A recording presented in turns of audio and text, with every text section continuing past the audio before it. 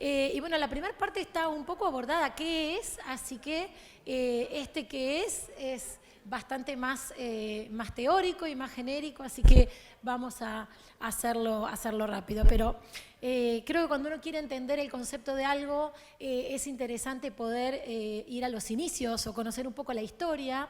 Entonces, lo que les traje acá es un poquito cómo o qué sabemos de la construcción de este concepto. Y la primera descripción, por lo menos a algo de lo que hoy entendemos como síndrome de piernas inquietas, fue dado por Thomas Willis en el año 1685, que ahí él decía como que podía existir un malestar y una agitación, tanto en brazos como en piernas, que después los conceptos van variando, especialmente de noche, cuando las personas se van a dormir.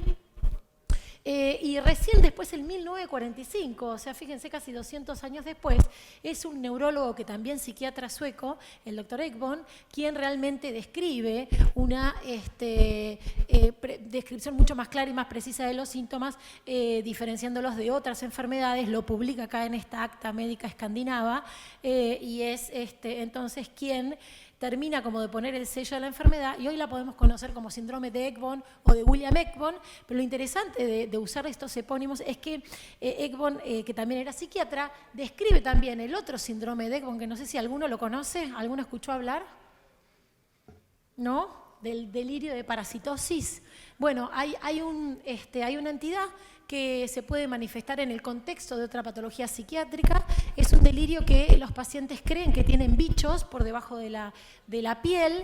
Se puede ver en las demencias avanzadas, lo vemos en algunos casos, y es bastante difícil de tratar y puede ser muy grave, porque los pacientes, yo tenía una paciente que la familia tuvo que retirar todos los cuchillos y tijeras de la casa porque la señora se lastimaba, creía que bajo las uñas tenía bichos, tenía parásitos, y venía al consultorio con bolitas o con basuritas y decía, estos son los bichos que me están atacando. Así que el síndrome de Ekbom también puede ser el delirio de parasitosis, que no sería lo que estamos hablando hoy, ¿no? Él hablaba del anxiety tibianum, que serían estas piernas inquietas. Entonces, conociendo un poquito de la historia, bueno, es una patología, un trastorno sensitivo-motor, en el que la persona tiene esta necesidad imperiosa de mover los miembros inferiores, y que se puede asociar en general a sensaciones desagradables, que predomina en reposo y sobre todo al anochecer. Y con el movimiento en general puede calmar. Es una entidad muy prevalente. De hecho, el mismo Ekbom decía, bueno, es tan común que todos los médicos deberían conocer o deberían poder diagnosticar esta patología.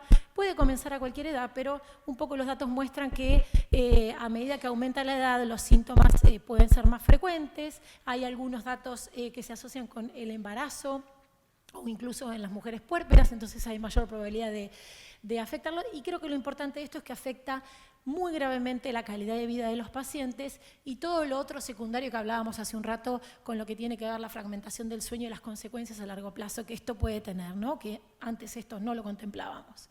Bueno, entonces, hablando de prevalencias, aproximadamente entre un 5 y un 10% de la población. Después ahora les voy a mostrar algunos datos que tenemos de Argentina.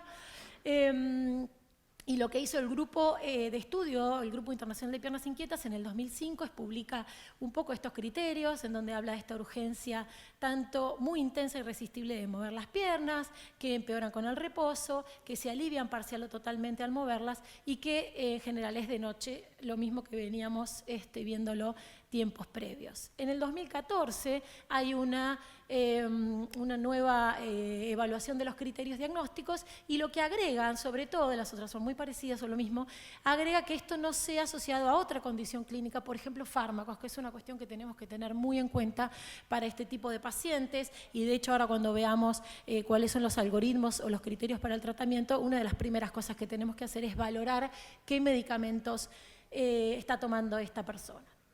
Dentro de las causas, tal vez lo más común es que sea una causa primaria o idiopática, y hay ya muchos estudios genéticos. No me voy a meter mucho en esto porque la idea era abordar un poquito más el algoritmo diagnóstico, pero alrededor, por lo menos, los estudios reportan que el 50% de los pacientes tienen un antecedente hereditario familiar, y hay otro montón de causas secundarias, que esto es muy importante tenerlos en cuenta, porque en un abordaje inicial del paciente tenemos que pedir un laboratorio completo, sobre todo la deficiencia de hierro, que ahora vamos a ver en el tratamiento es el abordaje inicial e indiscutible porque se cree que es parte de la fisiopatogenia y otras causas, como habíamos dicho recientemente, el embarazo, insuficiencia renal y los medicamentos que también mencioné. Se asocia muchas veces con movimientos mioclónicos nocturnos, es decir, que uno en una polisomnografía puede detectar estos movimientos periódicos de las extremidades, que a veces pueden ser asintomáticos o no, pero es bastante común que aparezcan ambas asociaciones, y puede haber muchas comorbilidades con otra patología, por lo que el abordaje de esta entidad junto con las otras condiciones es también de suma importancia para el seguimiento del paciente. Es muy común con patología cognitiva, conductual, psiquiátrica como depresión, ansiedad, etc. Entonces, yendo un poco a lo que les contaba de la fisiopatogenia, pareciera ser que el hierro es un poco el responsable primario de estas alteraciones que ocurren luego en el movimiento de las piernas. Posiblemente alguna alteración en esta homeostasis bajaría estas reservas de hierro y hace o produce una regulación un poco negativa de estos receptores dopaminérgicos, sobre todo estriatales, y produce un aumento del tono de la dopamina, mientras que podría existir también un aumento en el tono de glutamato, de glutamina, con disminución de la adenosina, y esto traería la sintomatología sensitivo-motora con las alteraciones del sueño. Por supuesto que esto en general se va a dar con un montón de factores que pueden acompañar o que pueden hacer que esto se manifieste, ¿no? Tanto lo genético como lo ambiental, lo comórbido y todo lo que es la epigenética. Entonces, el diagnóstico básicamente es clínico, uno tiene que interrogar, el paciente muchas veces viene a la consulta y ya solo con un interrogatorio, hay muchas escalas, acá no traje, pero hay escalas específicas, tanto de calidad de sueño como específicas para síndrome de piernas inquietas, que uno puede con simples preguntas considerarlo, los análisis sanguíneos, donde ya uno puede ver en un perfil completo, ya sea de evaluación de hierro sérico, ferritina o todo lo que tenga que ver con la saturación de transferrina y demás. Hay que tenerlo muy en cuenta, los dosajes de vitamina y de otros minerales, e incluso a veces en valores normales o no siempre reflejado en análisis sanguíneos, puede igual ser una causa, sobre todo cuando se piensa en los casos refractarios, con laboratorios normales, probar el tratamiento con hierro puede remitir los síntomas. Y lo que hablamos hoy, la polisomnografía, que sea bien hecha, que tenga los electrodos, si es necesario de nuevo pedirla con algún video, es importante. Este es un ejemplo donde se ve los movimientos, bueno, cómo se ven las piernas, los movimientos de piernas inquietas. La verdad que nosotros trabajamos mucho en conjunto con la gente de sueño, que justamente es quienes hicieron este trabajo que está on press, o sea, se va a publicar ahora, creo que la semana que viene o la otra, ya está aprobado del 14 de marzo. Y bueno, es interesante varios datos. Este era un trabajo previo donde habla que la prevalencia en nuestro medio es de un 20%, o sea, un poco más, y creo que habla de lo infradiagnosticado que puede estar esta condición. Y este estudio de más de 2.000 pacientes, lo que evaluaron, además de las escalas específicas que les contaban, escalas de calidad de sueño, la escala de Pittsburgh, y claramente estos pacientes manifiestan peor calidad de vida, manifiestan mayor ansiedad, mayor depresión y mayor apneas del sueño. Y esto creo que es un dato muy relevante porque, como hablábamos hoy, muchas veces los trastornos del sueño pueden potenciarse, y un paciente con apneas puede empeorar su síndrome de piernas inquietas, o un paciente con síndrome de piernas inquietas puede empeorar la manifestación de otra patología como ser las apneas y demás. Entonces, ¿qué hacemos cuando queremos ver los diagnósticos diferenciales? Bueno, básicamente va a ser sobre todo o calambres nocturnos, que es una entidad distinta al síndrome de piernas inquietas, o los movimientos periódicos de piernas. En los calambres nocturnos, en general, el dolor es muy, muy intenso, es más frecuente que sea en la pantorrilla, interrumpe el sueño y dura pocos segundos, mientras que en general el síndrome de piernas inquietas, la sensación es mucho más de disestesia, de hormigueo, de quemazón, a diferencia de dolor, ¿no? Y la necesidad de movimiento es una diferencia, y que mejora el síntoma, es una diferencia con los calambres, mientras que lo de los movimientos periódicos dura un poquito más y en general no viene con un síntoma asociado. Entonces, acá como para ir creo, una de las cuestiones más importantes de cómo podemos manejar hoy o qué hacer con estos pacientes en el consultorio.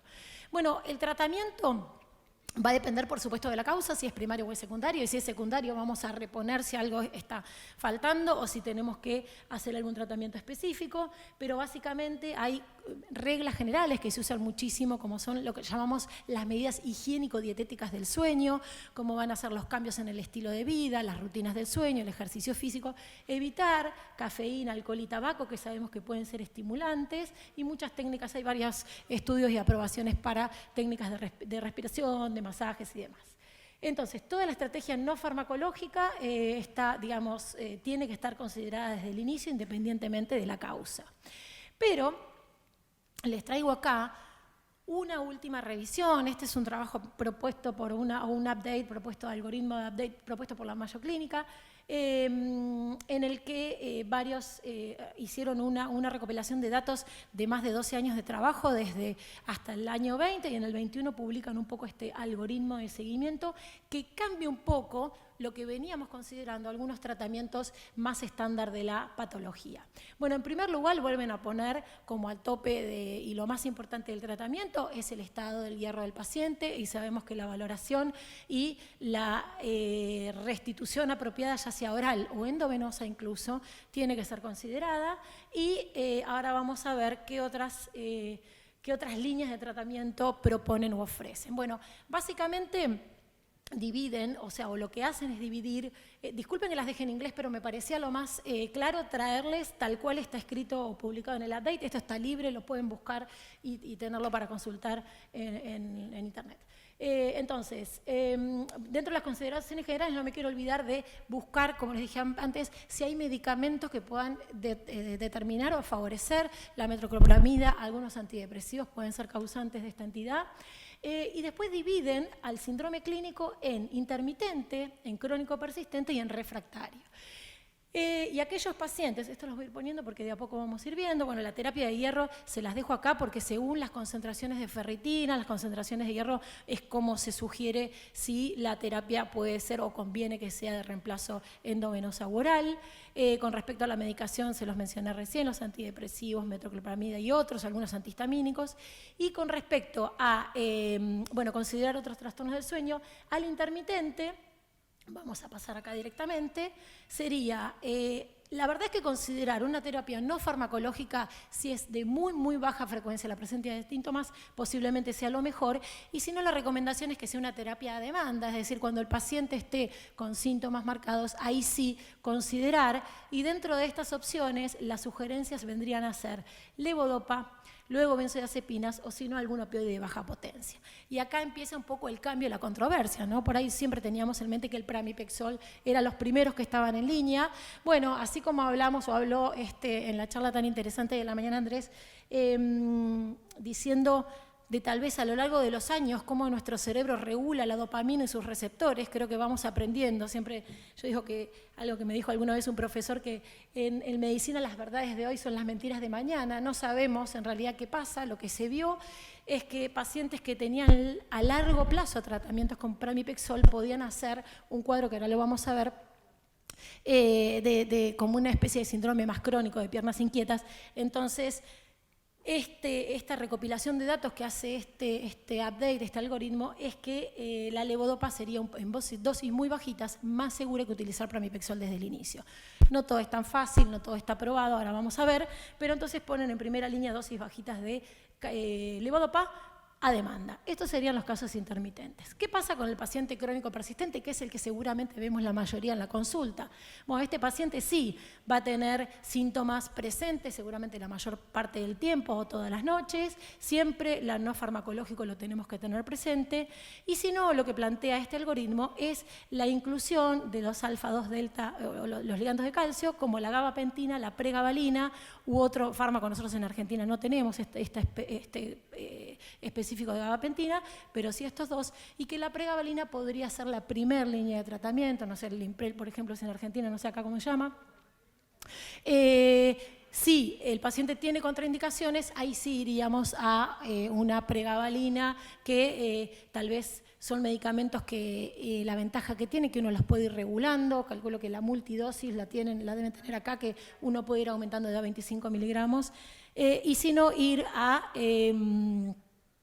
agentes no dopaminérgicos como el pramipexol, el ropinirol, etcétera, incluso el parche también, como se había hablado. La FDA tiene aprobado esto, sobre todo para Estados Unidos, estos tratamientos para el síndrome de piernas inquietas. Ya la gabapentina la tiene aprobada, el resto sería como off-label, pero no significa que no lo podamos utilizar en la clínica. Entonces, el manejo farmacológico un poco estaría orientado a pregabalina o gabapentina y pramipexol como una línea. En este caso, como una segunda línea, seguimos utilizándola y la verdad es que tiene en general muy buena respuesta.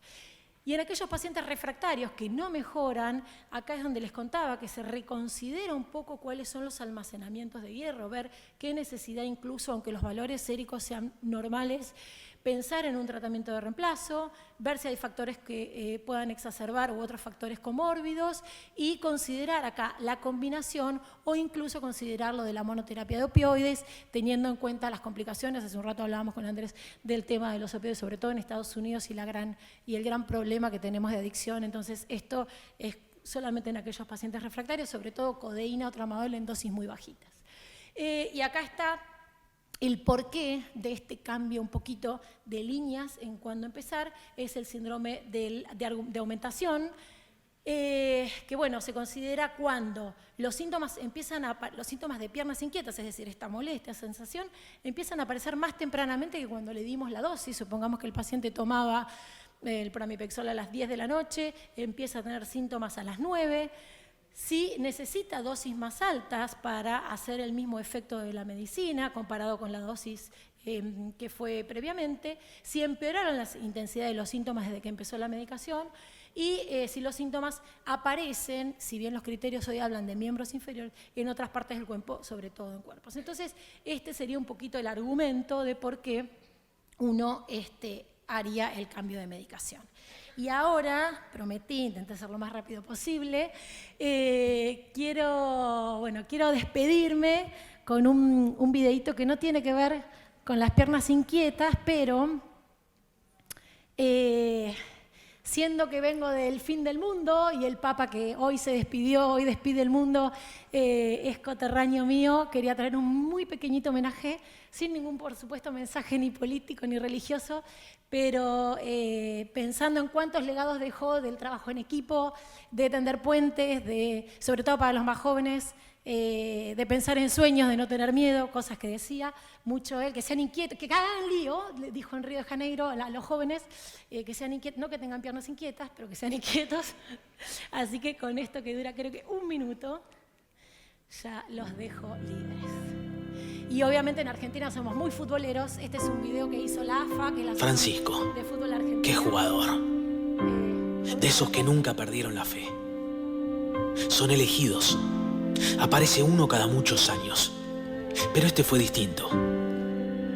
Porque entró cuando por primera vez pidieron el cambio. Sí, hubo humo blanco. Pero no vino a vender humo. Jugó como siempre se juega en el fin del mundo. Con sacrificio. Siempre con los mismos botines. Y con los pies en la calle. El último capitán de la iglesia fue argentino. Nunca hizo la individual. Predicó siempre el juego en equipo. ¿Te suena conocido? Si hay algo que tuvimos con Bergoglio, es un dios aparte. Hagan lío. Argentino tenía que ser.